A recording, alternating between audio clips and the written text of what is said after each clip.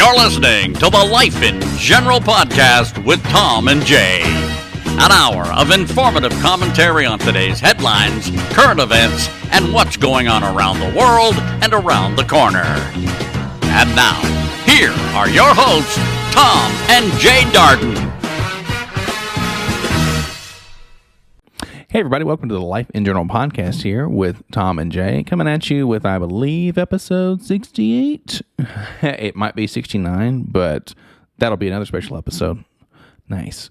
We're going to start this episode off the same way we do every time and ask the man of the hour how he is down there in sunny Ecuador. But as those who are watching will quickly notice that Dad has not duplicated. We have a very special guest on today who I'll let Foster introduce after he does his spiel. So, hey, Dad, how are you?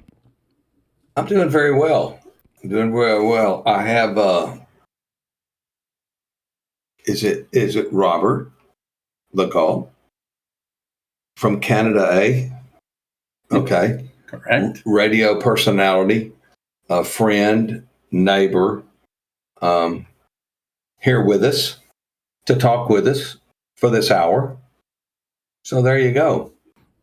I just thought it'd be interesting. He's had a very interesting life, and I just thought it would be interesting to talk to him about what's going on with his life and how he ended up from Canada down in Ecuador and things like that. That's very cool. Well, something that is really awesome is that once our friend Bo here starts talking, he's going to sound pretty familiar. And we'll see if y'all can guess where you've heard his voice from before. So, Bo, what's happening? Well, thank you very much for having me on. I really appreciate it. And Tom introduced me as Robert Legault, and you just called me Bo, and that might confuse the audience. So I have a nickname, Bo, and it goes back quite a ways, and I'll explain that as we go along. But I'm doing great, and I really appreciate and thank you for letting me come on the podcast. I have to admit, I have not watched every one of your podcasts, but I have watched a few, and they can be quite entertaining at times. The check's in the mail. Yeah, I was going to say, it's all good that the check's been signed. Well, one thing that's great is I'm thinking to myself, oh, you're thanking us for being on, but we haven't gotten too far into it yet. So that sentiment may change as time goes along. He might retract that statement in a few minutes. It's like, this is only a 1 hour show, right? Yeah. It's like, okay, cool. Yeah. I was assaulted in the green room. Yeah. Oh my. Well, I was going to say some dogs or cats be scratching there. Yeah. That's it. So that is pretty interesting. And that's one of the all-time facets of the show, right? Is trying to confuse the audience as much as we possibly can by speaking nonsense. So that's something where people just have to buckle up for the ride and stay tuned. So. But yeah, that's pretty cool, and we really appreciate you being on. We know that you're a busy guy and you got some stuff going on, and yeah, it's really cool. You're going to notice that my eyes are going to be a little bit twitchy because I'm trying to make sure everything's going as planned. So, and also my mute button is not right here, like right in front of me. I actually have to click it on the screen. So if I'm peeking over there, it's to look and see and what's going on. A little behind the music VH1 for everybody there at home. So.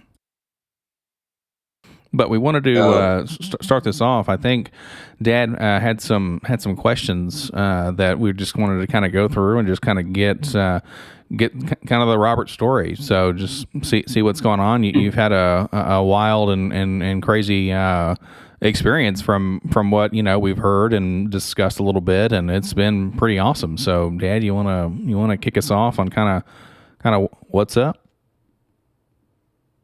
How long have you been in Ecuador?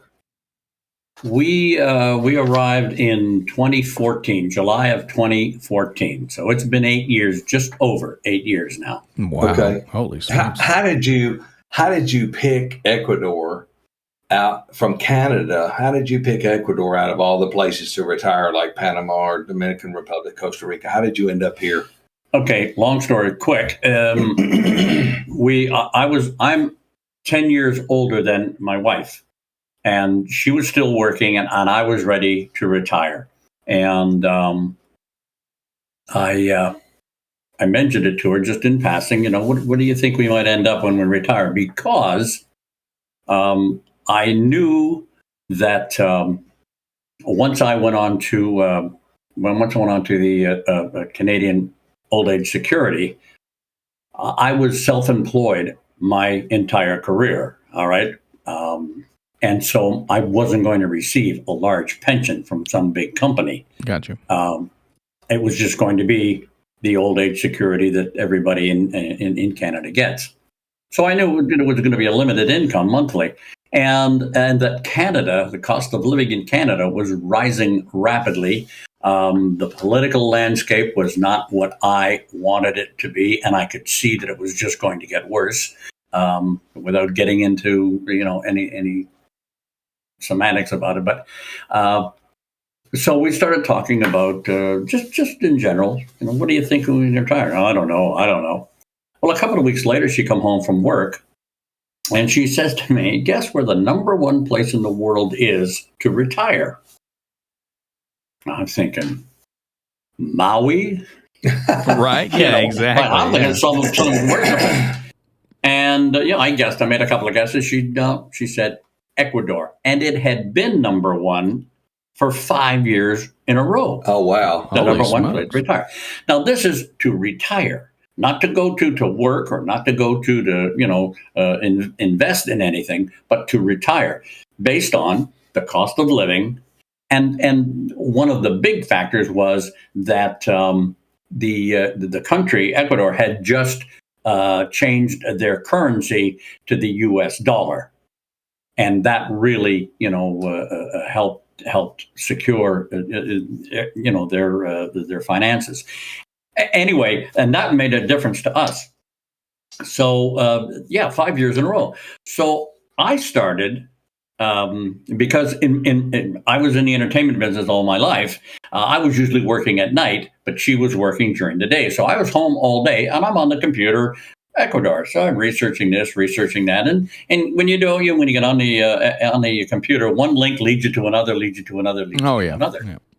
and so I'm researching all this stuff, and it looks pretty nice. Not any different than maybe Costa Rica or whatever, which were places we were thinking about.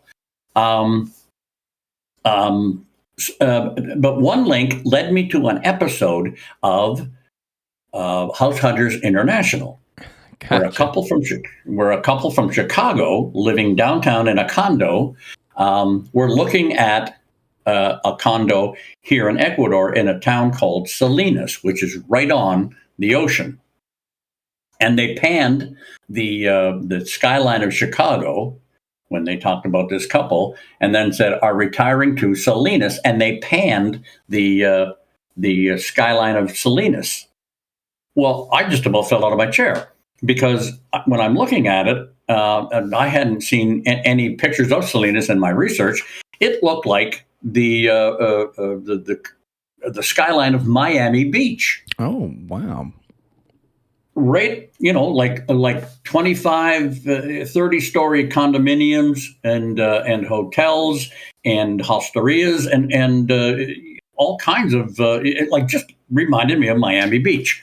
So I continue watching, and they introduce the real estate agent here in Ecuador, and he's an expat from Huntington Beach, California, and he was their real estate agent. Well, he took them to the first condo.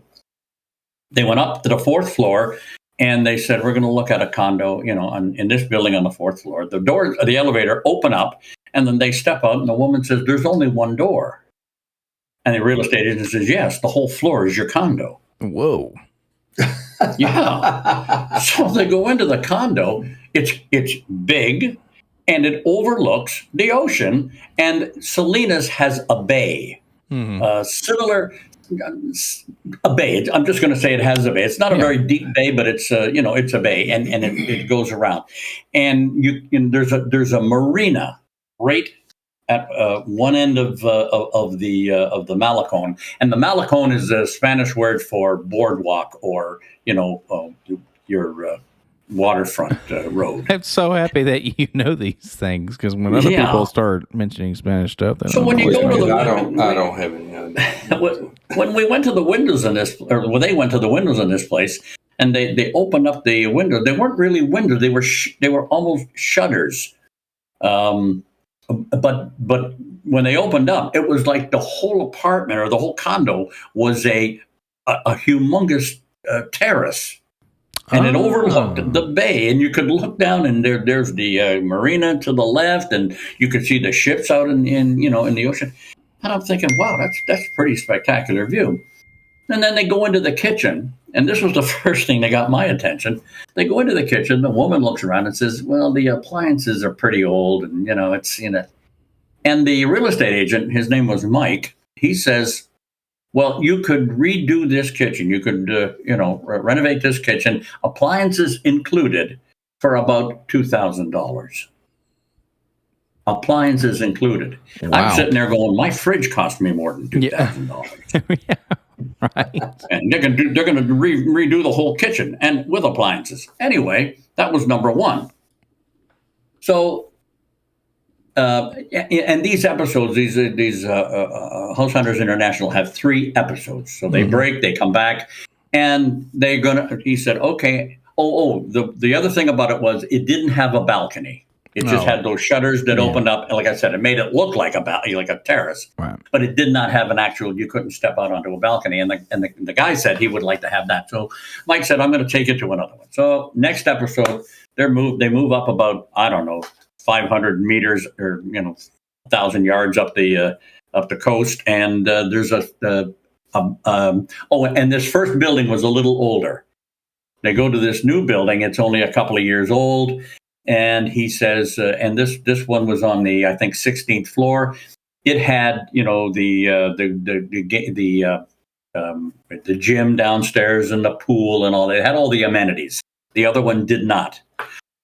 They go up to the 16th floor, and again, the doors open. It's a great big, open concept condo overlooking the bay, overlooking the bay, and just spectacular view. And I forgot to mention, when they asked about the price of the first condominium, okay, this is the whole 4th floor. The price of that condominium was, just let me get this right, $67,000. Oh, wow. For the entire floor of a building. That's bananas. Right. Okay. So anyway, they go to there, and it just got better and better. This one, it had a balcony, but a very narrow balcony. And the guy, he wasn't real nuts about it. So in the 3rd episode, Mike says, "I'm going to show you. I know you wanted a condo, but I'm going to show you a house." And the price of that condo on the 16th floor, brand new, like almost just 2 years old, was $87,000. But this, $87,000, you'd be paying, $200,000 anywhere, in North America. Sure. Yeah. Right. So, I'm getting floored by these numbers. And in the 3rd episode, they go up the coast a little bit. They have to go up the coast to a little town called Punta Carnero. And it was a house, but it was a 2-story house, had 3 bedrooms. And as you walked in, there was a little pathway, and it went to a what they call a casita, but it's just like an outbuilding. It was 2 bedrooms with a bathroom, adjoining. 2 bedrooms with a bathroom. That was the casita. There was a in-ground pool with a fence around it. There was a entertainment area, a gazebo, a huge gazebo. Entertainment area, and the path continued down, and in the corner in the back was a small, what he called the caretaker's cottage. And he says to the couple, "You should probably keep the caretakers because you're planning on coming here 6 months and going back to Chicago 6 months. Yeah. They'll be here to look after the property." He said he'll do all the look after the pool, the grounds work. He'll do all of that. She looks after the cleaning, the cooking. And they'll cost you $250 a month for both of them. Whoa. I mean, my jaw is just about on the floor now, right? Right. Wow. With all this, with everything in there, right? They said, well, how much for this? Oh, and by the way, the property it was on was a half an acre. Half an acre. Oh, and it was right on the ocean. Mm-hmm. The only difference was the road in Punta Carnero. If you're running south on the road, the ocean's on the right. The buildings are on the left, so you would have to cross the road to get to the beach. Big deal. Shucks. Yeah. Anyway, Oops. yeah. When they pulled into the driveway, they get out of the car. The gates to the place were open, and you could see the ocean. He says, "Turn around. There's your view every morning." Nice. Yeah, that'll turn some heads. So all this is playing in my mind, right? And when he says to the guy, he said, "How much for the house?" $139,000 for all of that, right? Oh my God! It was it was just blowing me away. So when Laura got home, I couldn't wait to talk to her about it. So that really got us hooked. And the other thing that prompted us was after having talked about retiring. Lo and behold, right after the Christmas break, Lori goes back to her job and she's terminated. All right. So she said, "How serious are you about retiring?" And I said, "Very serious." We knew we were living in a condo or townhouse in Canada, and we knew we'd have to sell it, but that we would have to do a lot of renovating to get it, ready. And we did all the work ourselves. Oh, We replaced every floor, and I mean every floor in the house, with the exception of the basement. It was unfinished. And we put in we didn't have air conditioning. We put in a new heat exchange, heat and air conditioning. We did all that work, but we figured in the end that we put about $100,000 sweat equity into it for what we got out of it. We got out of it exactly what we were asking. Oh, cool. So with that, in the meantime, we're saying, well, are we serious about Ecuador? Are we serious about Ecuador? While we were about 3/4 of the way through the renovations, I said, well, everything looks like it, but we have got to have a boots on the ground tour. Oh, yeah. We got to go there and see for ourselves. Yeah. Which is we did.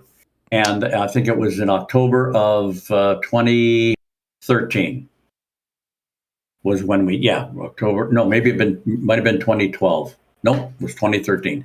And we came down here and said, yes, it's everything, we expected, nothing we didn't expect. And so we went back home. We were all, gung-ho to finish the renovations, get it on the market and get it sold. And then we came, that was in October. We came back the following May. No, was it March? We came back the following March to actually, now that we've sold our house, we had the money to buy, right? And one of the things that they told us the first time we were down here, don't put down payments on anything. When you have the actual cash, then you can barter. Okay. Right? If you've got a guy wants 200,000, well, I'll give you 150. Or if he wants 150, I'll give you 100. And normally you'll get they barter down here. It's part of their culture. Yeah. So that's what we did. And when I saw this episode of House Hunters International and this real estate agent Mike, I said to Lori, who was the computer whiz in our house, I said, find out where his website is or whatever, and let's get in touch with him and tell him we're interested, which is what we did. Oh, he cool. was very receptive. He met us the first night we arrived in Ecuador. He said, tell me what hotel you're staying at. I'll be there that night. He was. He said, have all your questions ready for us. I'll try and answer them all. He hooked us up with one of his agents, and from there, the agent was at our door the next morning and brought us to some of the places that we had said we wanted to look at. Because that was, Mike said, look on the internet, look on my website, see some of the places you might want to look at. And that's what we did. And so remember I said long story short? Well, long story long. Sorry. No, you're totally fine. That's how cool, it happened. Yeah. That's how it happened. We found a place. We made an offer on it. They accepted, and here we are. That's awesome. Well, it's also that's how cool. You guys got to. I mean, I know it sounds a little bit goofy, but actually being able to talk to the guy that you saw on TV, right, and to actually help you out and contact him and stuff like that. That's pretty interesting. Like you get a little bit of like the behind the scenes stuff where, of course, they're going to present things on television, right? But then you also got the real experience from that as well. So that's actually that's pretty slick that you were able to get in contact with this guy. And of course, I mean, they're in the business, right? So, and they want to make money and be helpful and all that stuff. So that's cool that you kind of got that little house hunters experience as well when you went down there, and he was actually receptive and ready to go, and was actually a big help. That's really cool. Yeah, and I would be remiss if I didn't say we were darn lucky. We had a lot of luck. For example, when one of the things that Mike, the real estate agent, said, he said, look where you want to look, right? And we weren't talking about, we're in Playas right now, but Playas is just one little town on the coast. We were looking at, first of all, Salinas, because that's where I saw on TV. I said, I want to look there. And he said, get a hotel for one night in each of those towns that you want to look at. Yeah, that's cool. And so the first one was Playas because it was the furthest south.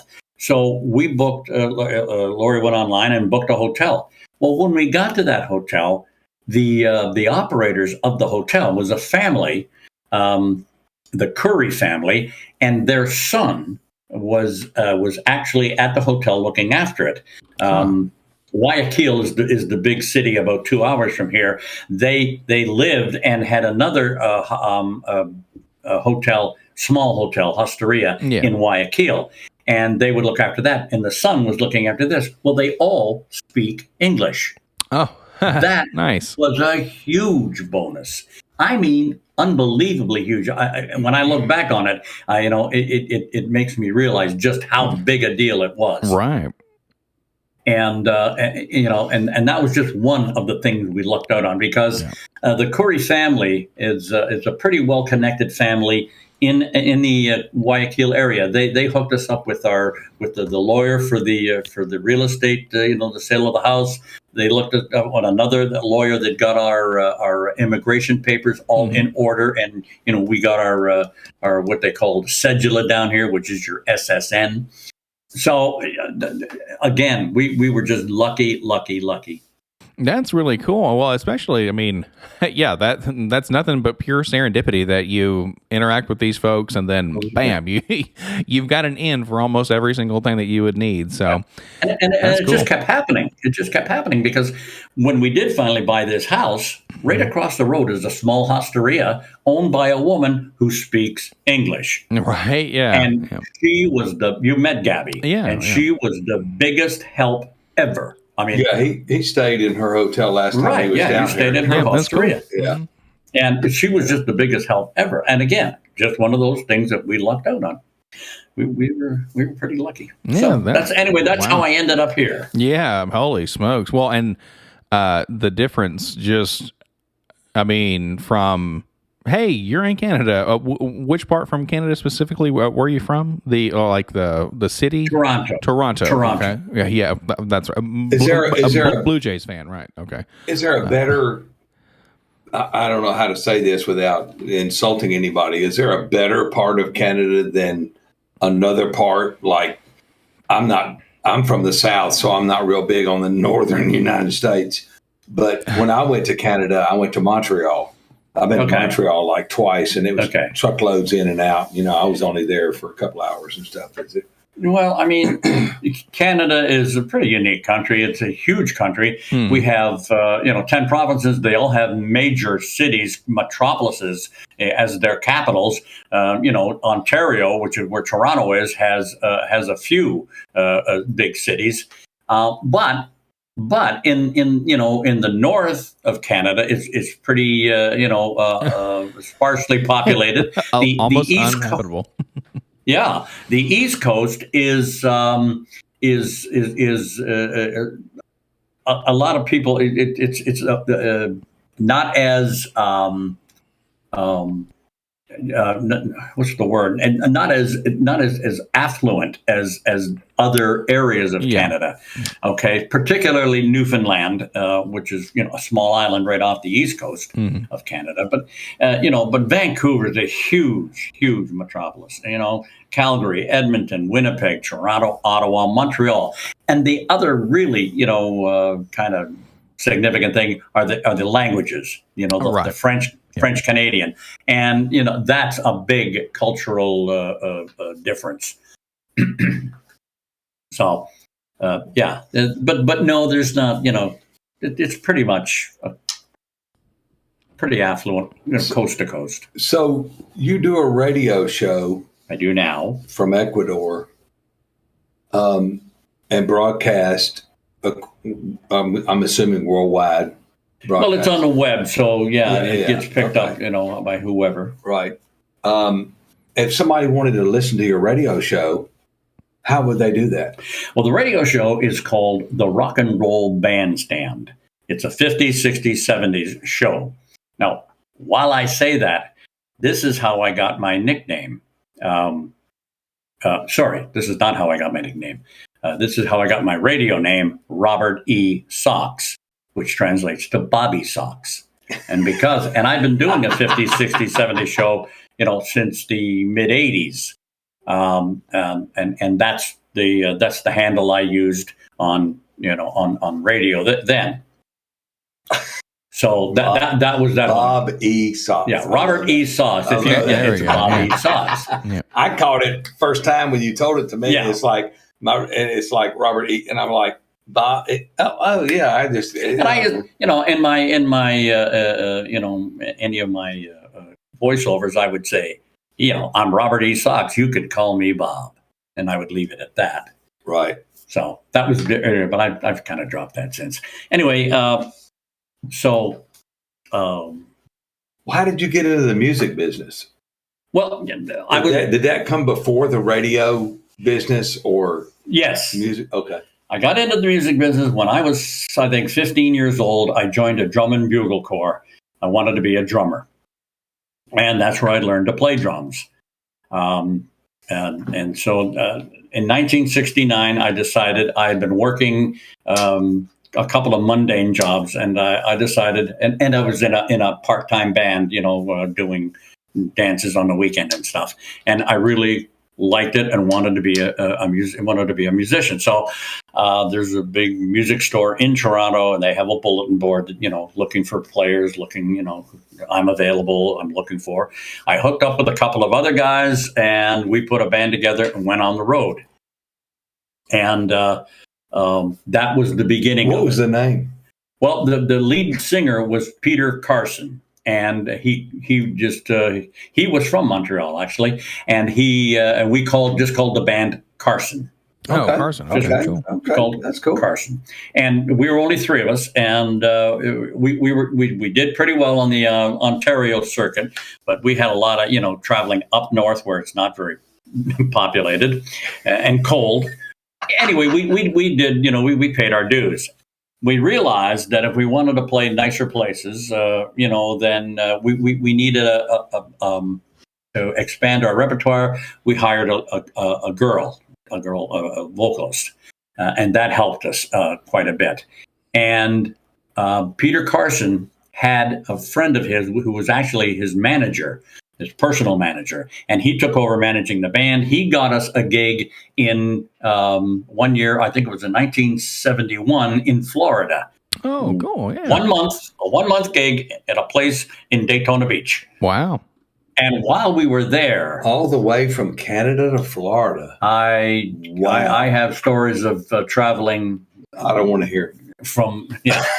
Anyway, while we were there in Florida, this manager, we've only got an hour. This guy, he called a couple of other agents down there. One of them was from Atlanta, who happened to be in the area. He came and saw the band, really liked it, and started, he said, yeah, I'll get you back. So we went back to Canada, but this guy got us put together, I think, about a 3-month tour of places. And the band just kept getting better and better. That's awesome, yeah. the bookings kept getting better and better, and that's how it happened. Now, did you play more in Canada or more in the U.S.? in the beginning, it was more in Canada, but by 1973, we were 75-80% in southern United States, playing major resorts and major hotels. Okay. Awesome. So, but by then we had expanded to 7-piece. We went from a dance band or a kind of a rock band to a show band. We hired 2 girls. Yeah. And, we started all wearing tuxedos. We kind of had a Tony Orlando and Dawn look. Well, how dare you? And that opened a lot of doors for us. And, not to toot my own horn, but the band was pretty good and got very well received. So anyways, that got happening. But speaking of my nickname, Bo, this is how this happened. We were way up north in Canada, and we got to meet some people there, and they said to me, "What's your name?" And at the time, I was going by that name, Bob Legault. And they said, "No, that one," because there was a guy named Joe LeGros, Lee McGee. There was a Stanley Steamer, another rhyming name. They said, "No, you got to have a rhyming name. What's your name?" Bob. They said, "No, that's not Bob Legault. No, it'll be Bo Legault. We're going to drop the one B. It'll be Bo Legault." That's fine. Sure. The lead singer thought that was great, right? And he started introducing me. When we introduced the band, I wasn't Bob Legault anymore. I was Bo Legault. So when you say to a room full of people, Bo Legault, then all of a sudden 150 people are calling you Bo. Yeah. Oh, yeah. And they think that's your name, and that's how it is. So we just kept it. Wow. That was in 1970. No, 69. That was 69 or 70. I'm gonna start calling you Bob from now on. No, you're not. Yeah. No, sir. I won't answer. Yeah, exactly. Well, so in 1975, that band finished. I came back to Ontario, got into another band. We just did the Ontario circuit. From there, that lasted 2 years. When we left, when that band broke up, the agent that was booking that band asked me if I would be interested in getting into the agency business. I said yes. Oh, yeah. And I went and worked with him, booking other bands around. Cool. Okay. Yeah, that's pretty neat. And then from there, I got picked up by a larger agency in Toronto, and went and worked with them, and that lasted for about 5 years. And in the meantime, I was still playing drums in a kind of what they would call a wedding band. I was still playing drums there, so I was keeping in the music business. And I hooked up with a guy named Warren. And he had a company called Nightlife Productions. And it was in Nightlife Productions that I got picked up by the WRNR radio show. And WRNR radio was a 50s, 60s oldie station. Gotcha. So they wanted me to come in and do the oldie show. And that's where I got the Robert E. Sox radio handle. So if somebody wanted to listen to you now, yeah, how would they do that? Well, as I was saying, the name of the show is The Rock and Roll Bandstand with Robert E. Sox. Okay. And FM108.ca, which is a Canadian station. FM108.ca, it's Canada's oldies station. Okay. They pick up the show, and you can listen to it every Saturday night. Okay. Between 8 and 10. Okay. They play 2 shows back to back. They'll play the newest show, and then they'll play a repeat show. Well, Gotcha. how did you go from the music business to dealing cards at the casino? Okay, Because you scare me when I play poker with you, because it's scary. well, this guy Warren had this company, Nightlife Productions, and one thing I'll say about Warren is he was bright. He could see what was coming, and we were booking bands. At least I was booking bands at the time, and we noticed that our market was shrinking because in the mid 80s or early mid 80s, roadhouses hit. I don't know if you remember roadhouses. Oh, yeah. Everybody was serving 1-cent chicken wings and yeah. and all that kind of stuff. So these roadhouses were cutting into the major nightclub business. Ah. And back then, that's all there was. I mean, if you wanted entertainment, you had to go out and get it. There was no, cable. There was none of all it's not that. Netflix, YouTube, all that shenanigans. No, you had there to was go out none of that. So you had to go out. So what happened was these places that would hire bands every week were getting, getting killed by these 3 or 4 roadhouses was open up around them, and so they would go to be to compete with the roadhouses. They stopped having entertainment, put in a dance floor, or just left the dance floor, put in a DJ, Gotcha. and then continued from there. Well, Warren said, one day they're going to want to have entertainment again. He said, so, he had this vision. He said, so what we're going to do is we're going to be ready. So what we would do, and what I did was act as a host. And I would go into these roadhouses that just had a dance floor and a DJ. I would go into these roadhouses and we would play games, literally play games, maybe twice a night. The first game might be musical chairs. Oh, but nice. we would call it full contact musical chairs. Okay. That's awesome. Just to give it some flavor. And back then, you could give away drink tickets. Oh, yeah. All right. You could give away drink. Today, you can't do that. No. You cannot give away alcohol. But back then, you could. And you'd be amazed what people will do for a drink. I have no doubt. Yeah, no doubt. So I would. I know that's right. Yeah. And we would have games, and of course. Once a month, I wasn't the only host. There was about 5 of us doing this thing in different clubs. And every month we would get together, have a lunch and a kind of a think tank session, and we would talk about what happened in our club. What did work, what didn't work, and all that kind of stuff. And we would come up with new games, different games. Well, one of the games we come up with, and coming up with the game was one thing, but giving it a name that would catch people, that was the other. So we had a game called Bum Darts. Okay. How fast is your mind going right now? Yeah, I know, right? I'm like, Bum dart. What it was, simply, you 2 teams, to 3 people on a team or 4 people on a team, or 3 teams if you wanted. You put little, containers, bucket containers down at the other end of the dance floor. You give them each a quarter, right? You tell them you got to take this quarter, squeeze it between the cheeks of your butt, waddle down the dance floor, and then drop it into the bucket. perfect.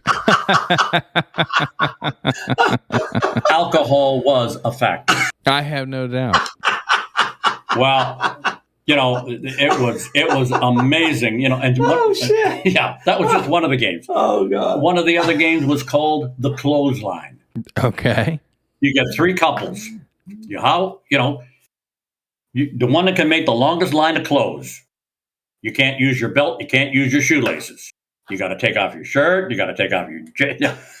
There we go. Yeah. Yeah. Alcohol was definitely a factor in that bullshit, wasn't it? Wow. So it was. Oh, shit. So now, I love it. So now that started. That's how I got into the roadhouse business. Yeah. Well, then a little into the what would it be? The 80s, maybe late 80s, early 90s. Line dancing hit. Line dancing became a big deal. And so he hired some line dance instructors, some girls that knew how to line dance. He would hire them, send them out with, send one of them out with a DJ like myself. We would go to a place, and 2 or 3 times a night, we would get up and they would instruct line dancing. So that went on for a while. Then karaoke hit. Oh, wow. Right? Yeah. He went out and he bought a bunch of karaoke systems. Mm-hmm. And at one time, we had, I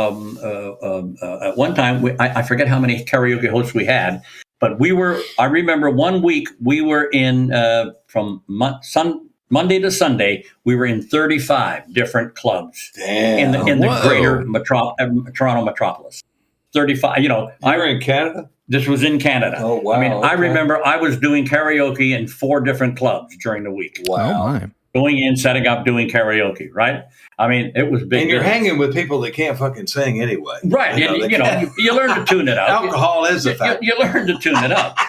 The next thing that happened, okay, so now we've been through, the games, then the line dancing, then the karaoke. Well, what happened next? In Ontario, at least, the casinos, 2 casinos opened up.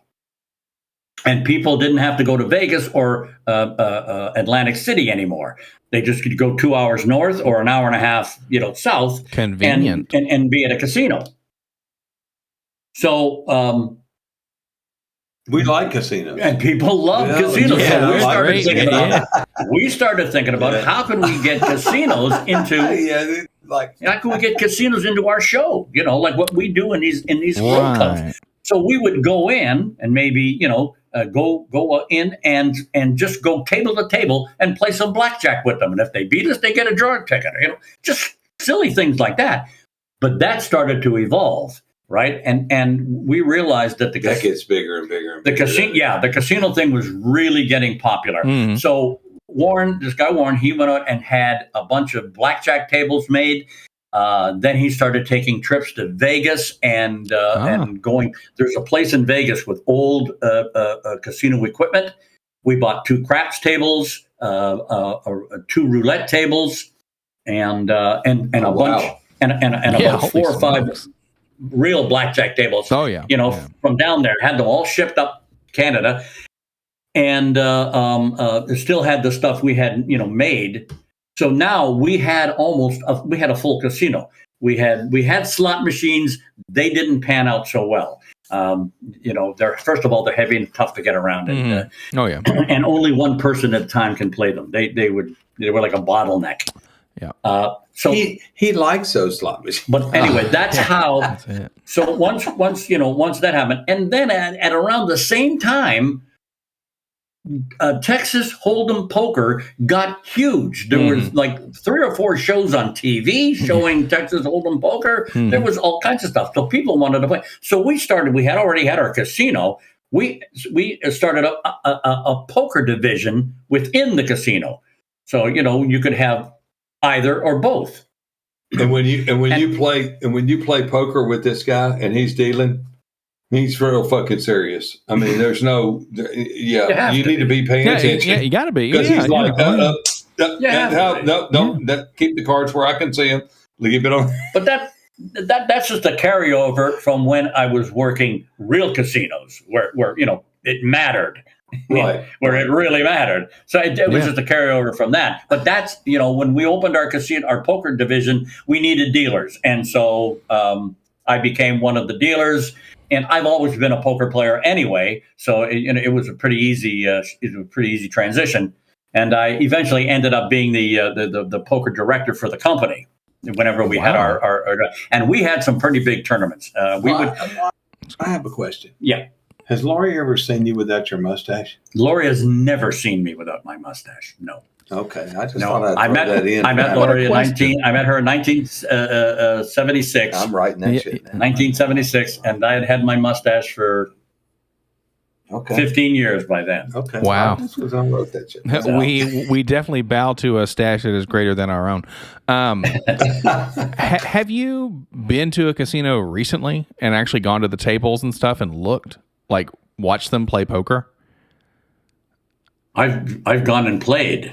Awesome. I've gone and played. I've won two poker tournaments at casinos. That's awesome. So now they got their iPads. They've got their dogs with them. They've got they're over there just doing basically whatever else they can while they play poker because it's all just math, right? Like if you go in, you just kind of know. Pretty much is. It pretty much is. Especially nowadays, you don't play the player as much anymore. You're just playing the statistics of it. And when I was in Vegas, this past summer, it was pretty hilarious and kind of shocking to just what they were doing because what I would think would be happening is they're cheating, right? They're trying to have some form of an upper hand. But people were just reading or listening to videos, or hell, they were even playing poker online while they were playing poker in person, right? Yeah, they were going nuts. So, yeah. So I have to throw this in there. I've been to your house, and I've seen your model train setup. Okay. So how did that hobby get started? Because, you've got me collecting flags. Yeah, At the local restaurant. They stick in a sandwich or a got drink little or something like flag that. they stick in your hamburger to hold it all together because it's like 9 feet tall. Mm-hmm. And so you want to have a amusement park, a Calypso amusement park at your model train station. So how did that hobby start and why? When I was very young, before I got into the, I think I might have still been in elementary school, grade 8 or grade 9. My brothers and I had a 027 scale electric train. Okay. It lasted, I don't know, a year, maybe 2. And I loved it. I always did. But as I moved on, I kept moving into apartments. Never had the space to have any kind of a railroad. Okay. Until I believe it was 1979, I bought a house in Brampton, which is just north of Toronto. I brought a house up there, and it had a basement. Oh my God! And so I said, you know what? This is my opportunity. I'm going to, have a little, a train set up. So I think I had a ping pong table or something about that size. Well, here's what happens. I went out and bought some trains and some accessories. Every time I would talk to somebody about, and mention that, I've started, I'm doing a little railroad thing, they would say, now by then I'm in my 30s. They would say, oh, my kids had trains when they were young. We should put them in storage, and we've never touched them since. And they would bring out 3, 4, 5 boxes of railroad stuff that was in storage. Okay.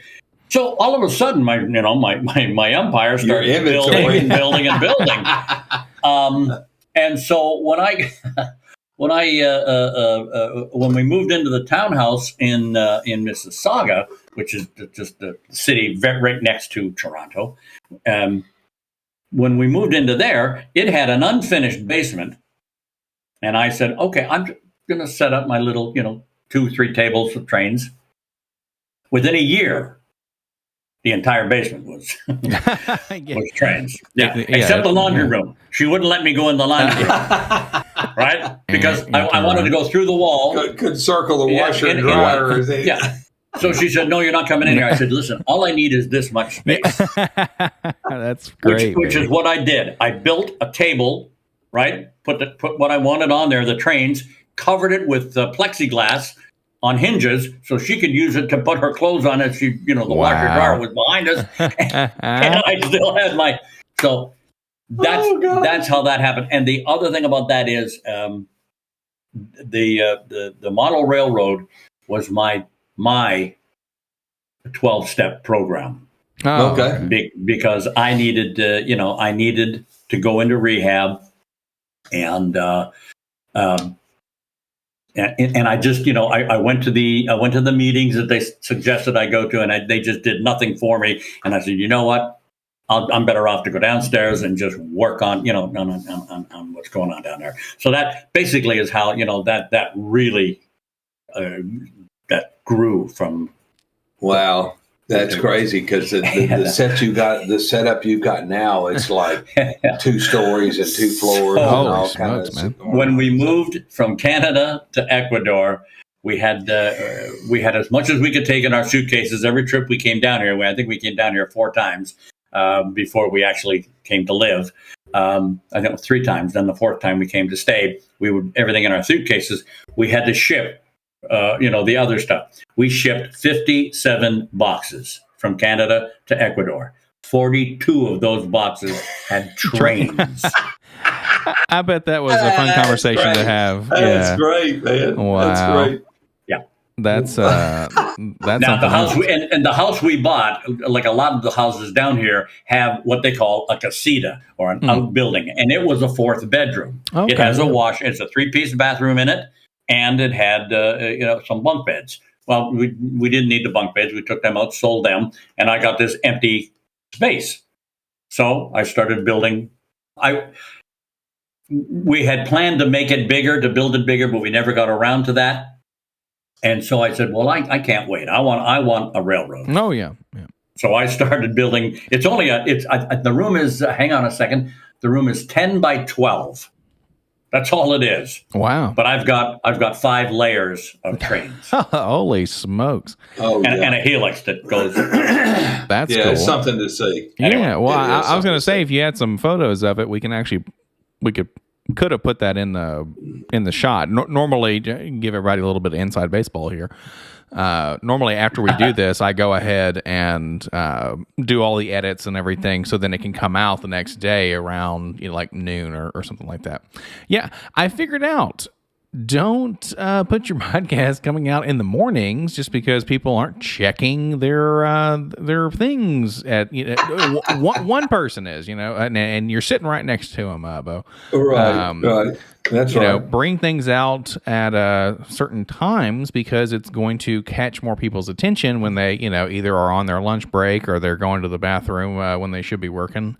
I've got several trucking buddies that probably listen to this going down the road. They might not see it, but they probably listen to it. Yeah. So a couple of guys that still truck, God bless the truck drivers, because if it wasn't for you, man, America would be fucked. So, yeah, they probably listen to it. Yeah. So, we ain't held back till now, so they don't send and hold them back. How many days do you have till the election? I got to go political. That's very fair. It's like 55 days or 54 days till the elections. You need to vote all their asses out. Vote them all out in the U.S. Sons of bitches. Yeah, I was going to say this is the ones here are looking at. They're looking at the presidential election more so. I didn't know, and I found out that 783 days. And I didn't mean to take your microphone space, but I didn't know. I found out that the Pennsylvania Senate race is a 6-year term. I thought they were 2 or 4 year terms, but this is a 6-year term. But in Pennsylvania for the Senate seat, between Dr. Oz and Fetterman. Oh, okay. And Fetterman doesn't want to debate Dr. Oz until after early voting starts September the 19th in Pennsylvania. Sure. Well, he doesn't want to debate him until after early voting has already started. Come on, man. Screw you. Let's talk about shit. And because this guy wants to Fetterman, who's never had a real job. Mm-hmm. He's a test tube baby. He's always lived off his mom and dad's money. He wants to let go of every criminal that's in jail. He wants to legalize every drug and say it's okay.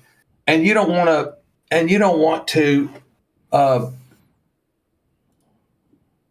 debate Dr. Oz till after early voting has started. Come on, man, with that bullshit. Okay, we can go back to something else. No, you're totally fine. It's 54 days, 13 hours and 13 minutes until the general election. So remember, get educated now. Don't wait until the last minute. Has anybody figured out where you've heard that voice before? Well, I was going to say, let us know down in the comments below. Section if you've heard that voice before. Exactly. Yeah, if you've heard Bob Esox before, let us know. And I have to recognize, and I didn't want to mispronounce his name, but we've got our first subscriber from Japan. That's awesome. And man, this guy was so excited. He goes, "You mean I'm the first subscriber from Japan?" And I said, "Yes." That's cool. Because as y'all know, I talk to people all over the United States. We've got 2 in Saudi Arabia. All over the world, I mean, not United States. We're worldwide now, baby. And a subscriber in Japan. Yeah. And this guy was so excited. And I was like, yes.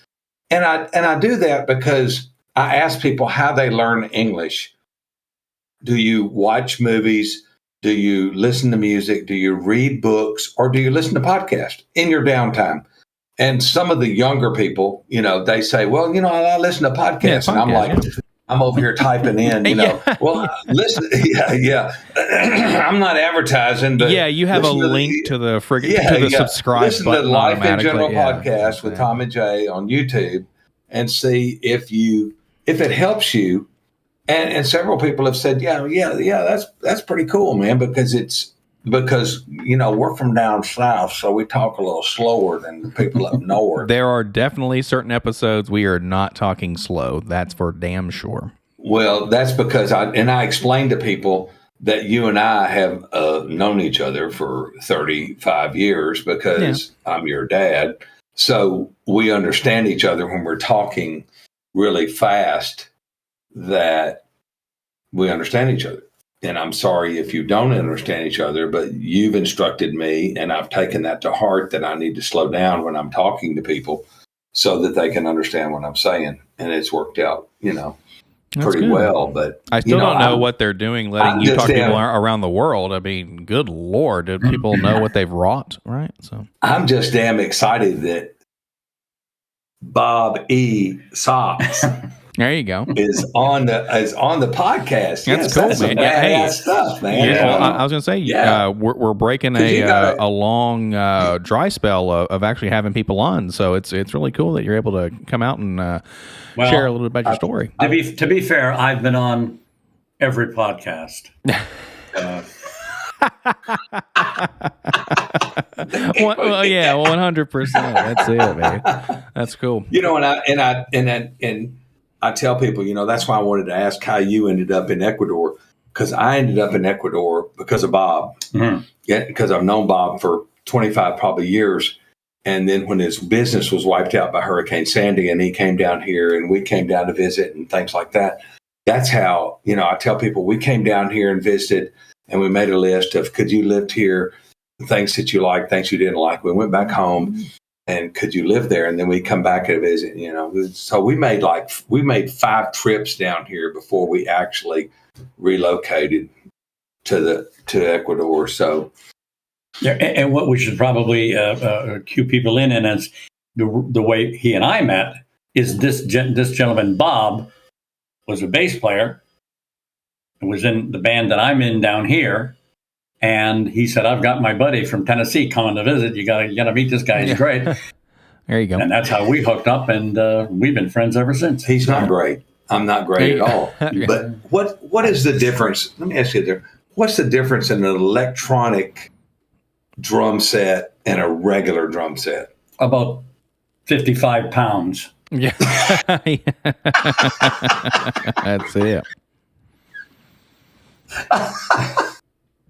I thought you had roadies for that. Didn't you have roadies down here for that? No, they're a big difference. The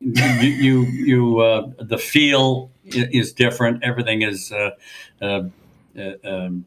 Is it a different sound? Yeah, it is. Although some of them can make a very close sound, like snare.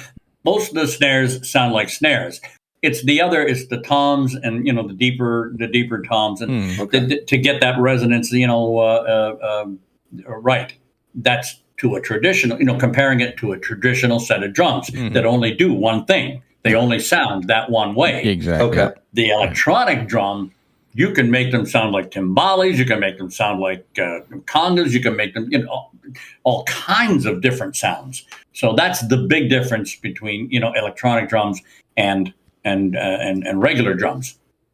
I'm just a regular drummer. I don't use any of the electronic stuff on there. Like I don't, go to timbales or anything like that. So to me, that's the big difference. And as I mentioned, the transportation ease. They're really easy to move. And are there cymbals with electronics? The cymbals, if you hit them with a stick, they just make it's like hitting a piece of rubber. Yeah.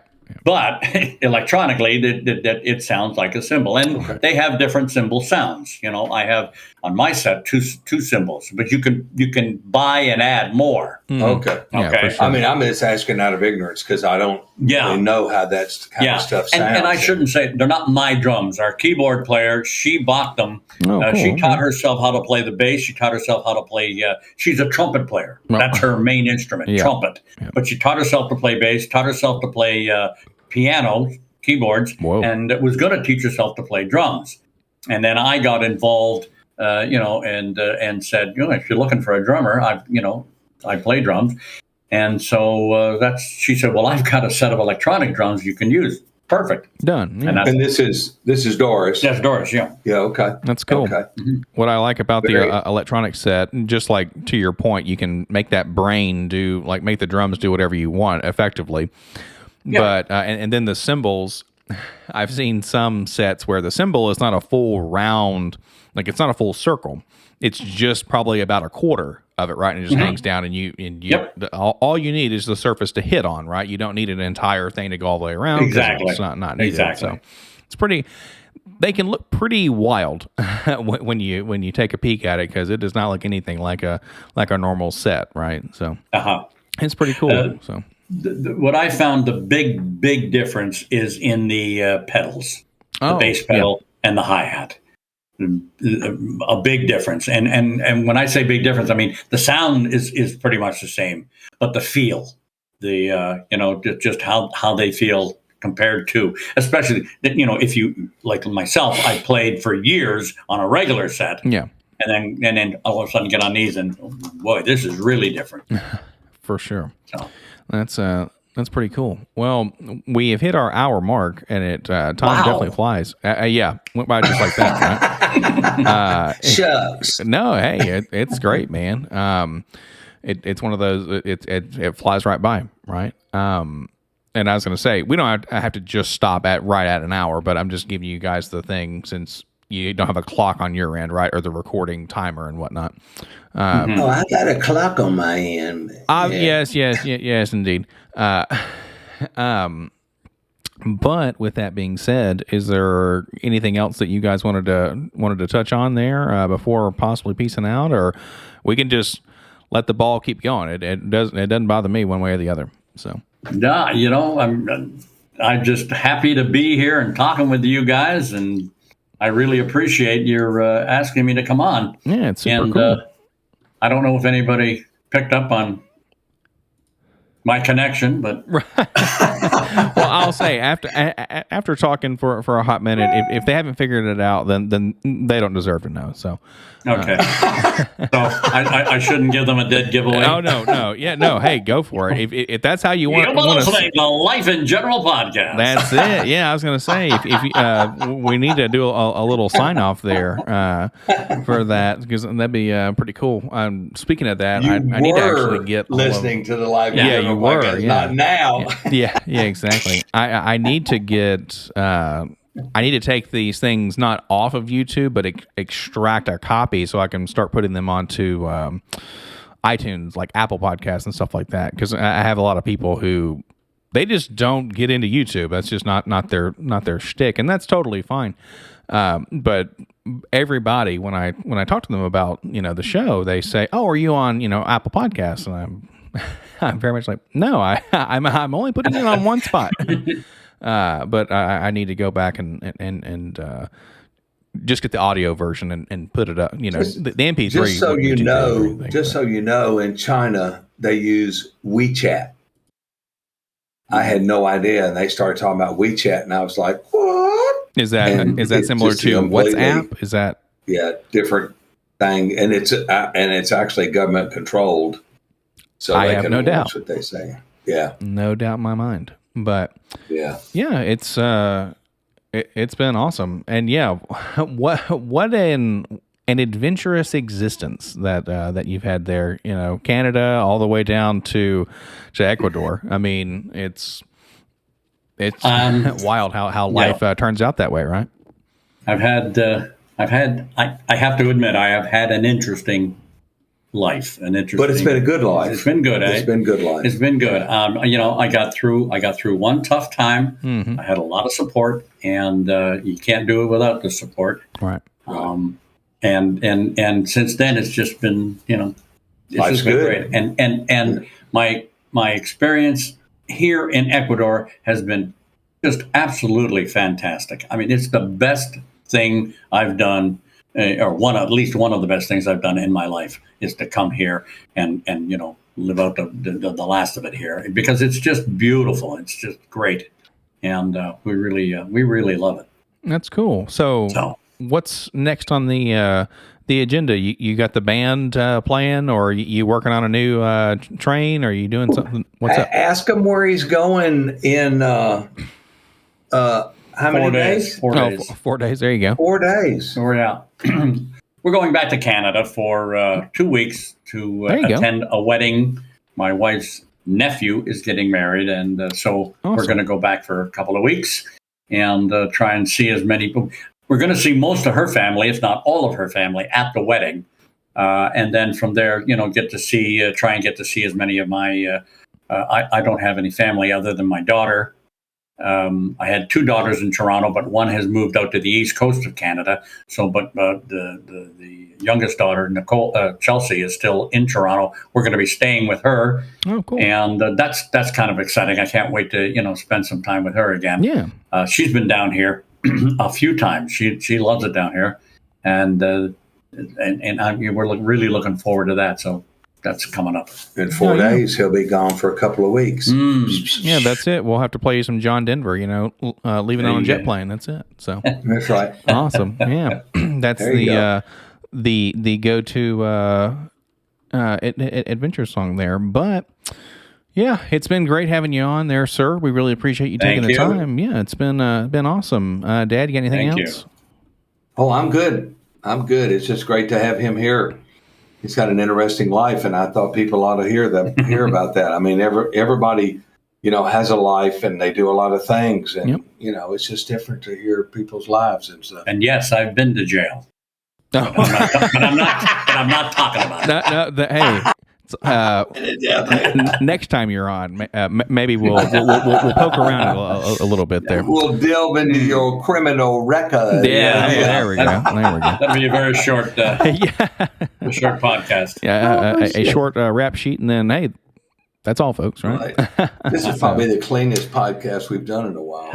I think that's very true, and it's a scenario where we're all about it. And much like a box of chocolates, you never know what you're gonna get, right? When you listen as some of your biker friends have called it, Lig. Oh man, the latest episode of Lig has come out. It's like, life in general. Right. That's wonderful. That's exactly right. We very much love it, and thank you very much to all of our subs out there, everybody who's watching who's not a sub. Make sure you subscribe. Check out our Facebook page. Like, comment, and subscribe below. And all of that jazz. So, thank you so much for watching the Life in General podcast here with Tom and Jay, and special guest Bo, Robert Legault, Bo Legault, Blue Lagoon, whatever Bob handle we got. Yeah, Bob Esock. So, can I do this? Can I do the sign off? Oh, that would be wonderful. So, go right ahead. On behalf of Tom and Jay Darden, this is Robert E. Sox. Thanks for joining us here on the Life in General podcast. See you again next time. See you next time. Now,